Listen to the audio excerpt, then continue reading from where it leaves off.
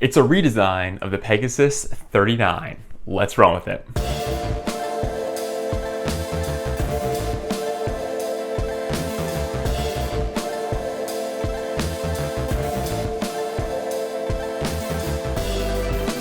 Before we get started, I do want to say that these shoes were provided to me by Roadrunner Sports. However, they didn't have a chance to preview this video, and this final synopsis is my own. And I'd also like to say please leave a like on the video and consider subscribing. Here we go. The Air Zoom Pegasus is one of Nike's most popular shoes. It's your traditional, classic, neutral road running sneaker. It does a little bit of everything, and it's been around for forever. While the shoe has been redesigned, I believe we get the same stack height with 33 millimeters in the heel, 23 in the forefoot for that same 10 millimeter drop. Now with regard to weight, it loses almost an ounce. This thing lost a ton of weight. It comes in at roughly 9.2 ounces. So we get a much lighter Pegasus here. As far as price goes, it costs $130, which I think is a pretty good value proposition considering how durable this shoe is and the build quality that it contains. The upper has been both reduced and simplified. It's much lighter and more breathable compared to the previous version. Now it's a two-layered setup. The top layer is going to be a synthetic mesh, and then underneath that you get your more traditional engineered mesh liner that runs the full length of the shoe. Both of these materials are extremely thin. The outer layer is going to be more synthetic, a little bit more plasticky feeling, while the internal one feels more like a fabric liner. So very comfortable, worked well, and it is very breathable. It just feels much more minimal and much lighter. As far as the fit goes, it fit true to size, although I will say it is a rather snug fit, at least for me, especially once you get to this top of the toe box. It is rather pointy. A lot of Nike shoes have this. For whatever reason, they make their shoes in a more narrow fashion with these pointier toe boxes. So I would just keep that in mind. It is a more snug fitting shoe, especially at the top of the toe box. The tongue is fully gusseted. It connects directly into that internal liner that we talked about before. As far as padding goes, it's more on the minimal side of things, although extremely comfortable. I think this is a good balance. You don't want it to be too plush because then it becomes a sweat sponge. You don't want it to be too minimal because then you start to get lace pressure. I think this walks the line very well. I'm very happy with it. It is, again, rather minimal, but I think there's enough there to provide comfort. I was very happy with the sensation. Kept the lace pressure off and provided a nice, seamless, consistent feel. As far as the lacing goes, Nike brought back their fly wire cable experience. I believe on the previous version it was like large strips of fabric, and now they've kind of pared that down to help reduce weight. So it's these thin green cables that extend on both sides of the midfoot. This gives you a better lockdown.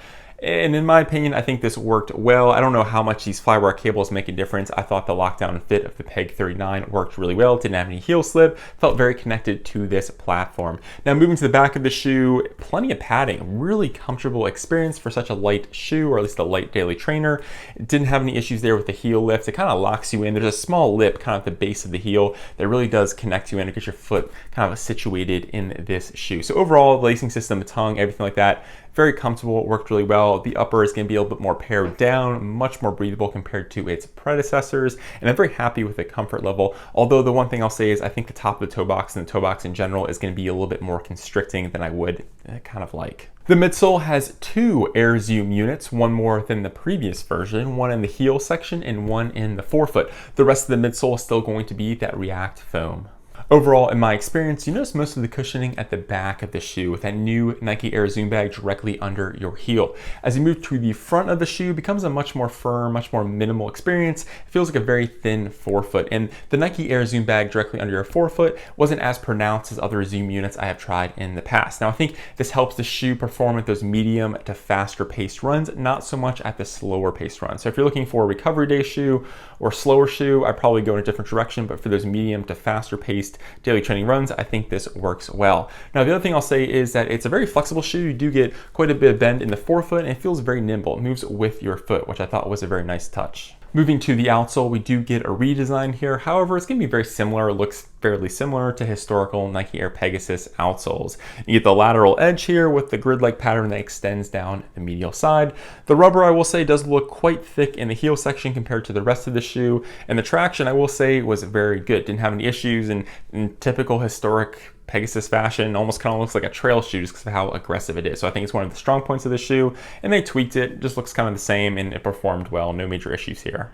Those are all the basic facts about the shoe. Let's talk about what works well and what could potentially be improved. The first big positive for me is that the shoe lost quite a bit of weight. It feels very light on foot. It feels like a much more streamlined, much more simplified version of its predecessor. And the best part is I don't really think it really gave up anything in the way of comfort. I'm very happy with the amount of padding in the tongue, ankle and Achilles area. It just feels nice on foot. I really don't feel like I'm missing any of that additional padding. The next positive for me is the durability and the value. At $130, I think this is a good deal for the amount of premium materials you get. It doesn't look like a cheap shoe, and it should last you quite a while with the amount of outsole rubber coverage you have, the React cushioning, and those 2 air zoom units. Typically, Pegasuses last for quite a while, and if they don't, I believe Nike has like a 2-year return policy on like any defects or anything like that. So just keep that in mind. But for $130 for this kind of shoe with this kind of premium materials and look, I think is a good value.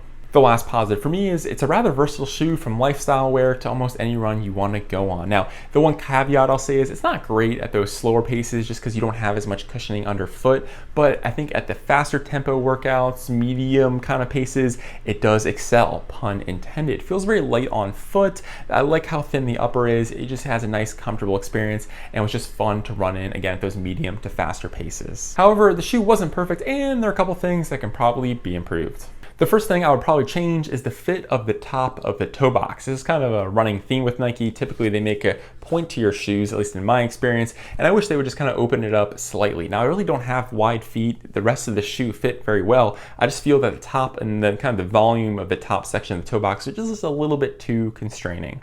The next thing I would probably change is the air zoom bag under the forefoot. I wanted them to make it a little bit more lively, maybe increase the pressure a little bit more or something. I just didn't notice it a whole lot under the forefoot.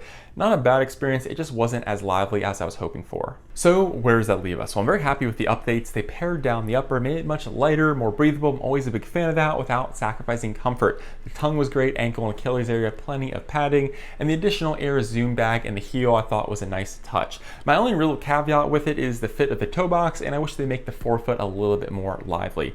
Again, this shoe works better for the faster paces. I think this is the faster daily trainer, not a true like max tempo daily trainer, but it's medium to fast pace. It's okay for slower runs, you can get away with it. I just don't think it has the most cushion again under the forefoot. Maybe if they beef that up a little bit, I would use it for some slower runs, but I think this works well and it's a very fun medium to fast shoe. Well, that concludes my review. Let me know in the comments what you think of the Peg 38. I know anytime they change a legacy shoe, people get up in arms with the changes, so I'll be curious to see what you think. Well, I'm Ryan from Ryan's Running Reviews. Hope you guys have a great day. I'll catch you guys on the next one. Thanks.